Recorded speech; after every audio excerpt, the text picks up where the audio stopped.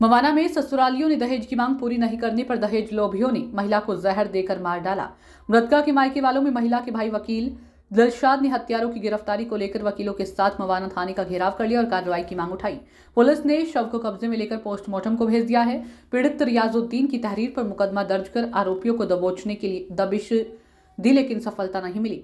पीड़ित रियाजुद्दीन ने पुलिस को बताया कि उनकी पुत्री कौशर का निकाह करीब 12 वर्ष पहले मवाना निवासी नदीम पुत्र मकसूद के साथ मुस्लिम रीति रिवाज के अनुसार हुआ था। मृतका कौशर के 2 पुत्र व 1 पुत्री पैदा हुए थे।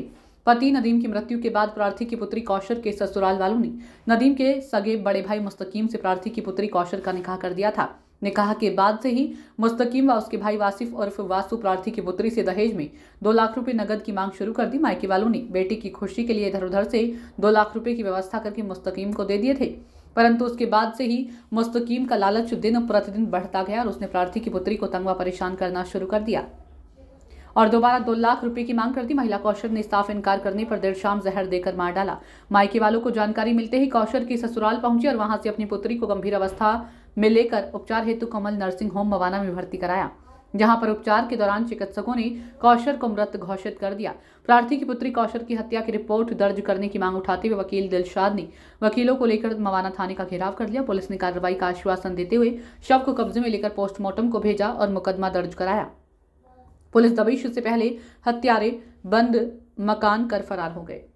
कि दूसरी शादी इसने अभी 3 महीने पहले करी थी। हाँ। जब से दहेज की डिमांड। क्या नाम था? मुस्तकीम ने। हाँ। उसकी जो पत्नी मर गई थी, फिर दूसरी चली गई थी।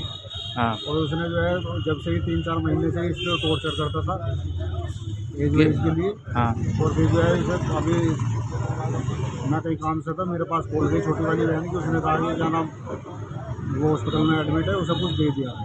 क्या दे दिया? जहर। अच्छा, एक्सपायर हो गई वो? हाँ। छोटे छोटे बच्चे हैं 3।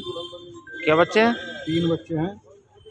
FIR दर्ज होगी? FIR अभी दर्ज हो जाएगी। अभी तो निकाह ये कह रहा है कि मेरा निकाह ही नहीं हो रहा था। अच्छा, वो कॉपी मंगवा ली निकाह की रसीद। हाँ। निकाह नाम क्या घटनाक्रम हुआ ये बताओ थोड़ा सा। बस जब से इसने निकाह करा, ये तो पेशेवर हैं। हाँ। 3 मार दी उन्होंने। अच्छा। सारे भाइयों ने 1-2 जहर दे देगा मार। ठीक। पहले 2 लाख रुपए मांगे थे, वो मैंने पूछवा दिए थे। हाँ। अब फिर डिमांड। हाँ। जब मैंने शादी करी तो मुझे कुछ दो, ये करो। इन्वर्टर भिजवाया। हाँ। परवेज का इन्वर्टर भिजवाया। घटनाक्रम इनके कहे अनुसार ये है कि इसका पहला पति जो था वो मर गया था। हाँ।